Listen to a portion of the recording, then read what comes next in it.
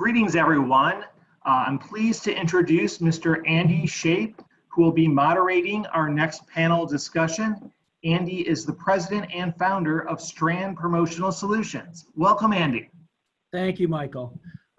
Thanks for having me. As he said, I'm Andy Shape, the co-founder and president of Stran Promotional Solutions. We're a top 20 or top 50 promotional product distributor based in Quincy, Massachusetts, just outside of Boston. We've been in business for 26 years, and I'm excited today to talk to these panelists about how procurement can drive value beyond cost savings and how to quantify that. So to start off, I will introduce now the other fellow panelists. First, Michael Rafferty. Michael, if you'd like to introduce yourself. Hi, everyone. I'm Michael Rafferty. I am the executive director of Kaplan's Global Marketing Procurement. I've been with Kaplan roughly about 6 years, and prior to that, I was with Philip Morris. Looking forward to having the panel conversation today with everyone. Great. And then Jason Camerata. Jason, if you want to introduce yourself, that'd be great. Sure. Hi, Andy. Hi, Michael. My name is Jason. I am the head of global operations for MDC Partners. MDC is a parent company for a bunch of marketing and advertising agencies. And yeah, excited to have the conversation. Thanks for having me. Great. So I'll kick off.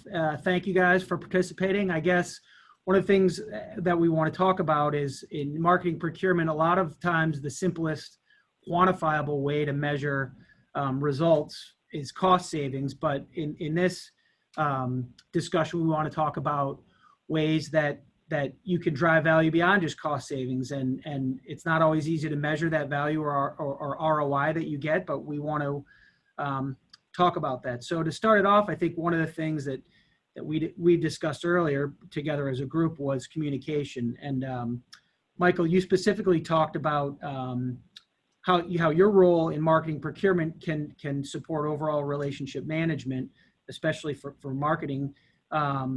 So I wanted to see if you can expand on that and talk about situations where you're able to drive communication and really help the communication process between vendors and your internal stakeholders. Sure. You know, part of being in the marketing procurement space, because of how marketing thinks, is very different from a lot of the other functional areas of the organization. Very creative, very maverick. You know, they kind of beat to their own drum, right? So a lot of times we work with these agencies, and it's really important that the relationship between the agency and the company works well together. And sometimes you have to be kind of be involved and step in the middle and understand where marketing's position is, talk their language, but working with the agency.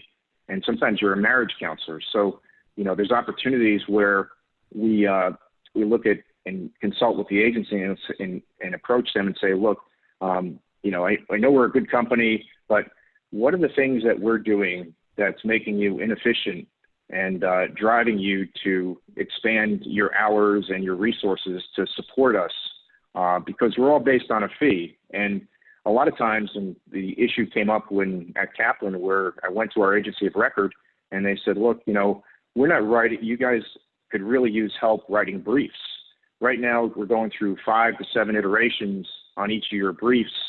And when we budgeted for your account, you know, we're looking at 3 to 5 iterations. And so by working with the agency and then, you know, putting a workshop together to go back to the brand group and say, you know, hey, here's how we can make it more efficient to work together and create better briefs so we don't have as many iterations. What that is doing is helping the number of hours that are being expanded towards a particular campaign and reducing those and maybe being able to have additional campaigns because we've saved a number of hours because we've become efficient. So those are the things that we look for, is how do you create that relationship with marketing's partners that they see you as a partner and can come to you with helping facilitate some of the things that are inefficient through the organization. And that was a great value that I did both with Kaplan and when I worked with Philip Morris. Great. So one of the things that we often run into is you get the folks in marketing, as well as the service providers that often become fearful of procurement people that say, that there's really this value that I see with whether it's an agency or intangibles that may not be quantifiable. How do you guys, I guess a lot of that seems to tie back to communication, but how do you ensure that you communicate properly so that they're not fearful of procurement and know that you guys are there to support what their efforts are, but aren't going to stop with their overall goals that they're trying to accomplish? I guess I'll start that one.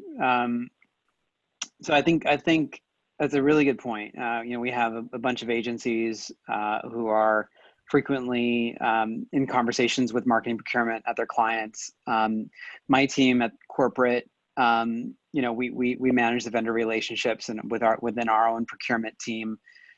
So we understand that point of view as well. I think from procurement side, what we try to do with our vendors as much as possible is to also be, transparent with them with what our goals are.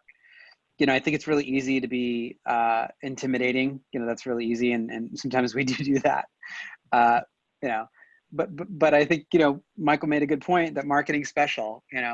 You can't really, there's a lot of and Andy, you too. There's a lot of like unquantifiable stuff that happens in marketing. So I think it confuses procurement, including me sometimes, and it confuses agencies sometimes because they're not quite sure how to work with this relationship.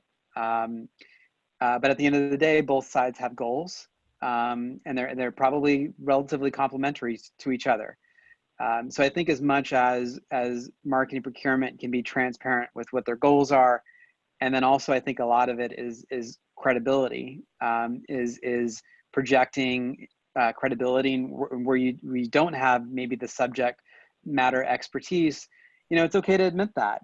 You're hiring agencies as consultants in marketing because that's what they do. So nothing wrong with having the agency give you insight into the marketing, into the ways of marketing, and that will help internally as well.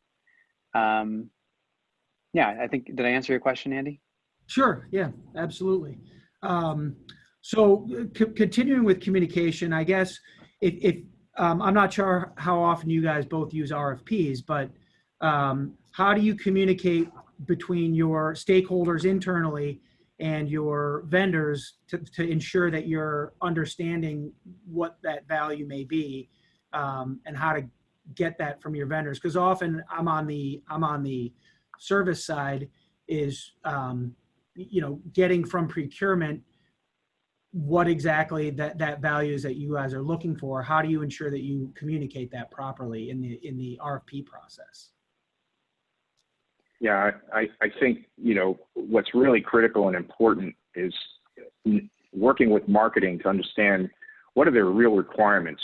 Have they flushed them out, or is it something very general? Because when you present something very general to an agency, and this is, again, going back to the brief thing, if it's very general, they're going to scratch their heads and they're going to take a wide berth, and it's going to encompass a lot of different things. But if we can get more specificity and get some more, detail on what specific marketing is trying to accomplish, where they're trying to accomplish that, what method are they trying to use, work with the agency to do that, to make sure it's aligned more clearly. That's going to help with the RFP process, and it helps with defining the overall scope of work, either a project or long-term, agreement and contract. And it also helps with the cost of it, right? And to make sure that we understand where they're coming from. Because every time we don't do that, it takes us off track. It takes the agency off track. Marketing's not happy with what they get, and all of a sudden, it falls apart and it's inefficient, and it's also a speed to market thing. So I think us having the process skills and understanding that and bringing that together helps facilitate a much better relationship, and it's much more efficient. It's funny you say that, Michael. You're so right. I think eliminating the fluff, or hey, we're in communications. We're talking about communications right now, and sometimes it's part of the maybe the culture difference between marketing procurement and the agency and marketing internally as well, is sometimes we're just maybe not communicating together as we should. And so Andy, like, for an example, if you're a supplier, sometimes, suppliers will receive these long RFPs with various pages, and they're kind of scared. They don't really know how to fill things out.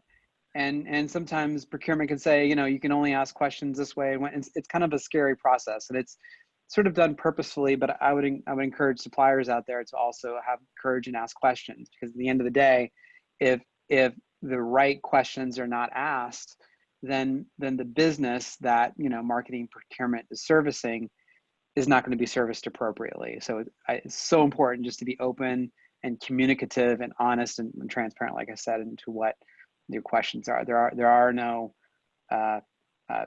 bad questions, in my opinion. Sure.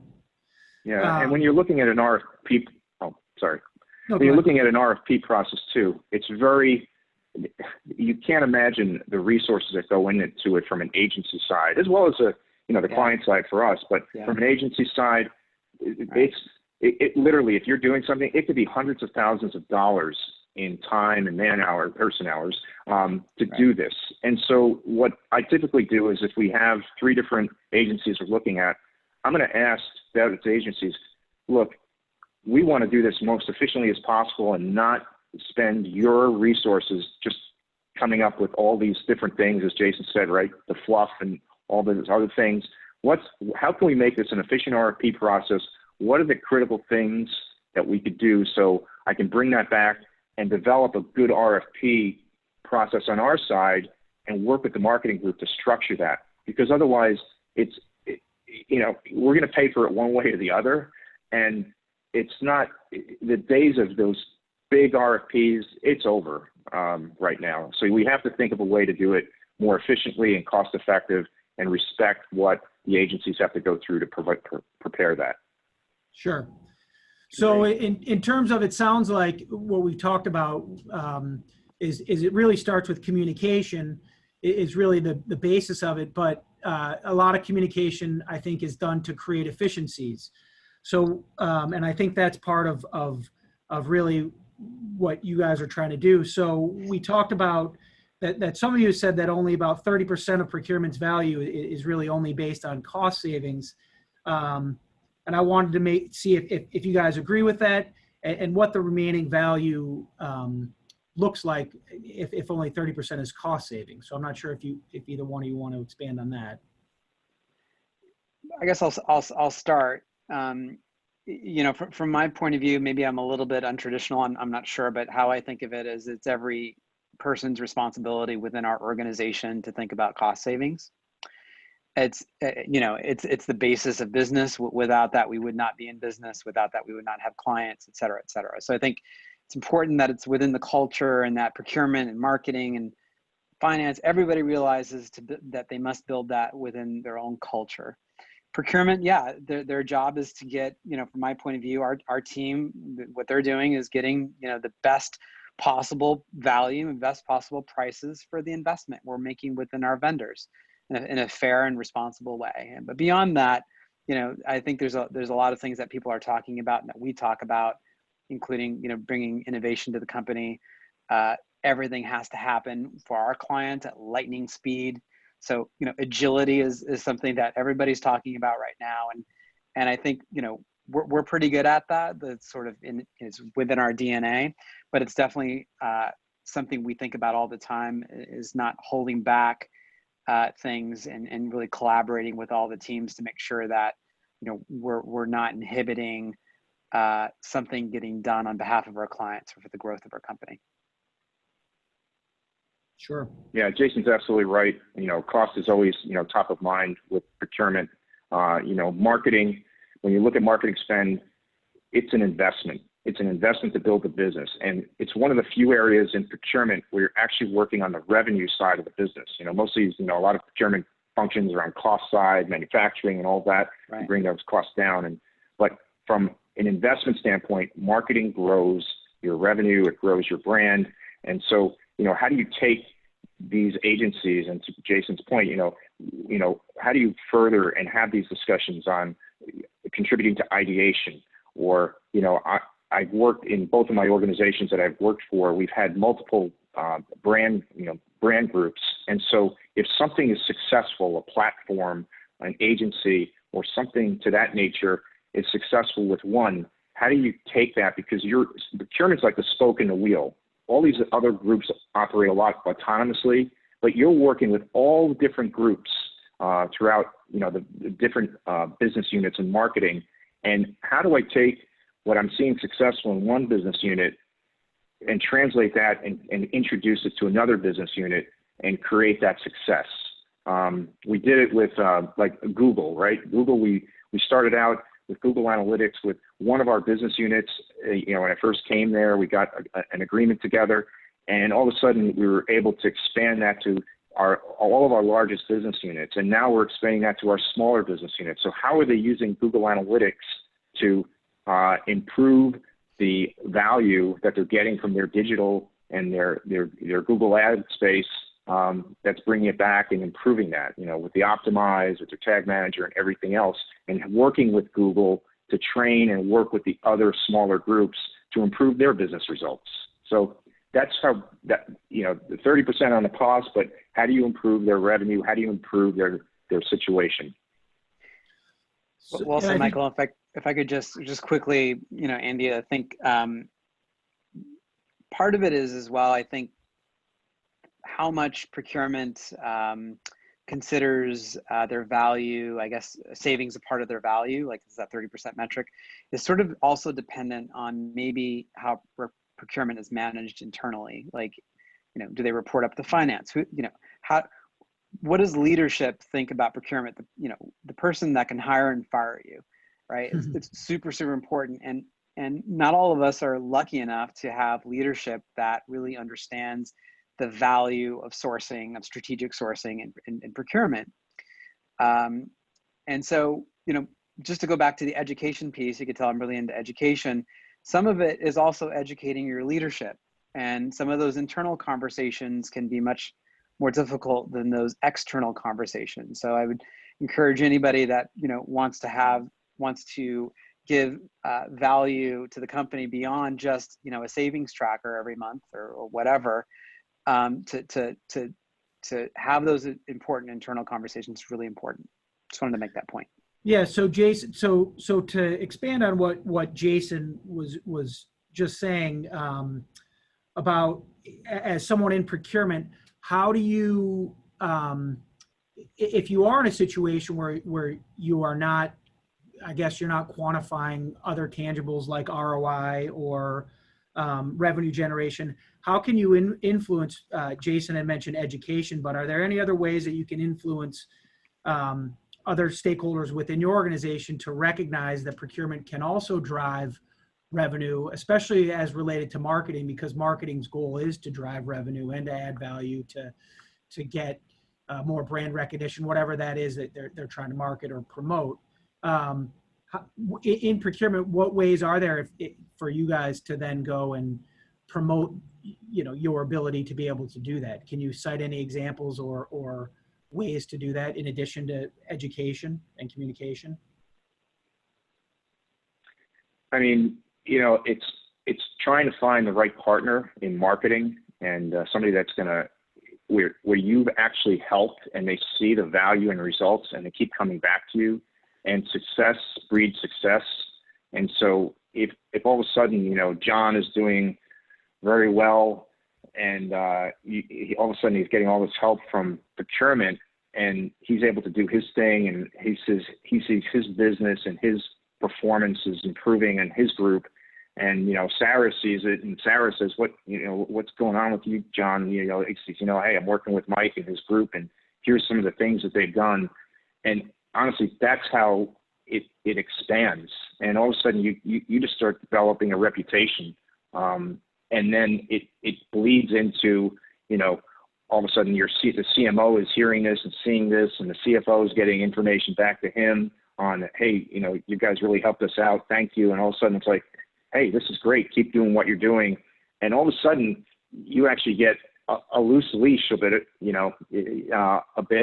and you're able to do some of the things that you're trying to do from the other side, not just the savings side, but, try these supplier relationship tactics out, and working with suppliers and working differently with the brand group and the marketing group, that hopefully drives that success. Are there other ways? Are there any ways to be more proactive in that relationship building, whether it's internally or externally? Are there any systemic ways to do that, or ways to consistently ensure that you are building that relationships, or building those relationships both internally and externally, so that you are driving that communication? Well, I think maybe some people are better at it than others. I mean, that's just a fact of life. I think it's harder for some people to build certain types of relationships. So I do think everybody should just be themselves. I think that's the most important part of it, and do what they think is right. That helps, because then, that authenticity will be felt by the other individual or company or group. And at the end of the day, it's just better. That being said, it's part of the company culture. Going back to savings, we were just talking about revenue. Revenue's also got to be part of the DNA. Everybody's responsible in the company for revenue production. It's including procurement, and because at the end of the day, we wouldn't be in business without revenue and employing a lot of people. So, which is another reason why I think communication is the foundation, and telling people why you're doing something, and something that I try to do with our team is when we make a decision, just informing them why this decision is being made. And I think that helps a lot for them to understand the entire holistic picture. So I always fall back to just communicating and being yourself. It's funny how that works, but it helps a lot. And going back to my further comment at the beginning, just being honest with your shortcomings. If you don't, if you have, marketing, if you're working with marketing business partners internally, and if you don't know something, it's okay to say something. They may be the experts, and that's okay. You definitely want to, I know everybody's talking about, we got to project ourselves as the experts, but sometimes, we cannot be, what is it? Jack of all trades, master of none. Is that the expression? You can't always fake it till you make it, right? We're always, all of us have drawbacks. So go ahead. Yeah, and Jason's exactly right. We are not the experts. I mean, the biggest subject matter experts are the marketing people. However, we just shouldn't sit there and wait for if you're a supplier, wait for the order. We got to be our own proponents and our own salespeople. And if we don't know something, hey, I hear you're having a meeting with the agency on your digital strategy. Ask to be invited. Be a fly on the wall. Start learning and what's going on, and a little bit about their strategy and their suppliers, and do what you can, because you're going to build your wealth of information and your skills, and they're going to see that you're interested in doing so, and all of a sudden they're going to start bringing you in more. And so it's very important that you play an active role in learning and asking for help, as well as trying to get educated on the marketing piece with what they're trying to do, their strategy, their suppliers, their issues, and you'll be brought in. You'll be seen more as part of the team versus that, it's procurement. So that's just a suggestion. Sure. Shifting gears a little bit, one of the things that I wanted to ask you is, when negotiating contracts or negotiating an MSA, have you found it more effective to work with higher strategic, like C-level type stakeholders, or the people that are really working on it on a daily basis? I've heard arguments for both sides, but I was wondering what you guys have found more effective, or a combination of both. Michael, I'm going to take that first. I guess I'll yeah, sure. I'll start. Well, we're a parent company, so we do get a lot of reach outs from marketing procurement folks wanting to do direct MSAs with us, which makes a lot of sense, because it can be harder at sometimes dealing with the person or the people actually doing the work who are so passionate about the work. And there's nothing wrong with that. And I don't want to call it a double-edged sword. There's a benefit to that because the people actually doing the work are invested in that work and they're passionate, and there's really good stuff about that. But when it comes to the business terms, sometimes I think it's better to separate it into folks that really kind of understand, what's going to drive the business overall, bring in more business, as an example. And Michael, what about you? Would you agree with that or have a different approach? Yeah, definitely. The people at the lower levels, you're going to learn nuts and bolts. You're going to learn a little bit of the economics of, what they do day to day that's, driving some of the costs and what they need to do and how it's done. But you need to work with that C-level or the higher level, to, I guess, put the terms together. And also you make sure that the strategies are aligned between both organizations, because the C-levels are the ones that can allocate the resources and help identify where the innovation and where the strategy is, and where both companies have some alignment where they can both go and work on things together, where, you won't get that at the, the people who are doing the day-to-day work. So, it's a combination of both. And related to that, when you are negotiating that, are you, is it easier to kind of negotiate one larger MSA that then is bases compensation on the performance of each smaller project, or do you kind of do one project, or really procure one project at a time, which is more efficient in your minds?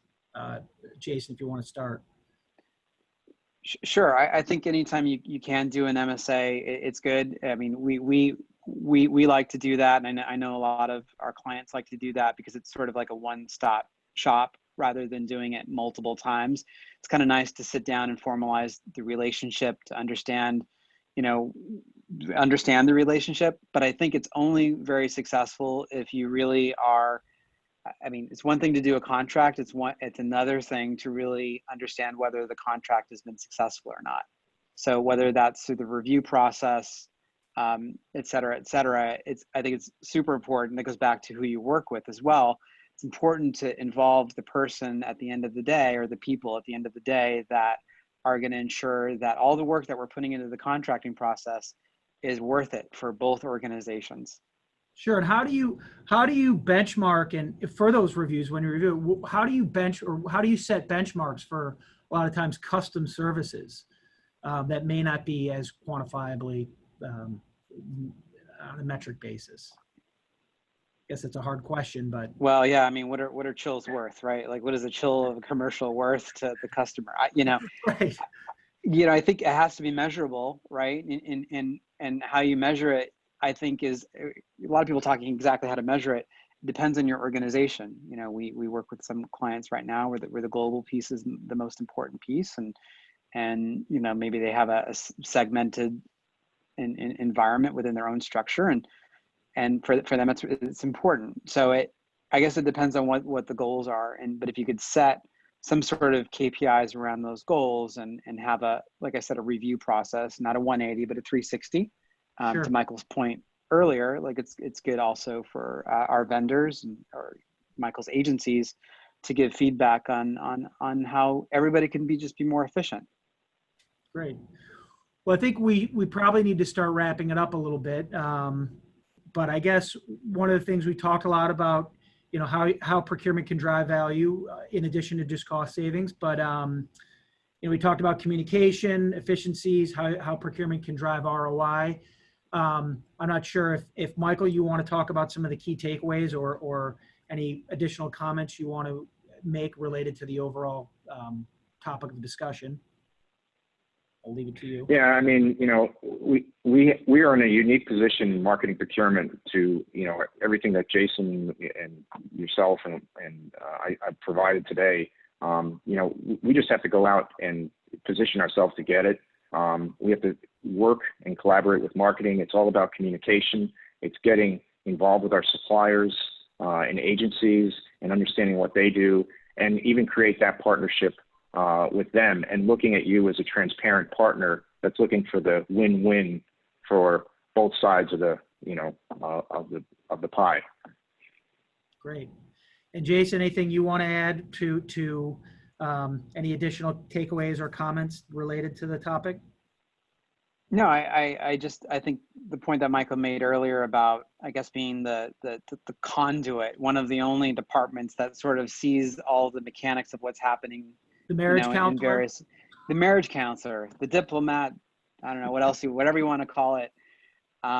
I think that's extremely, extremely strong, and we should continue to, I don't know what I'm trying to say. We should continue to use that to the benefit of the company. And like I said, I think at the end of the day, be transparent with everybody with what our goals are, and ensure that we're providing the best value for the business and understanding what that value is. Well, great. I think that wraps it up. So thank you guys. I appreciate your time. Hopefully we shed a little bit of light to everyone else who watches this about, how you in marketing procurement specifically can drive that value, and just looking at cost savings as only one part of your goal or of your role. And I appreciate the time, and hopefully we'll see everyone in person soon. Ask lots of questions. I think there's going to be a Q&A hopefully. So Great. Exactly. Thank you, Andy. Thank you, Jason. Appreciate it.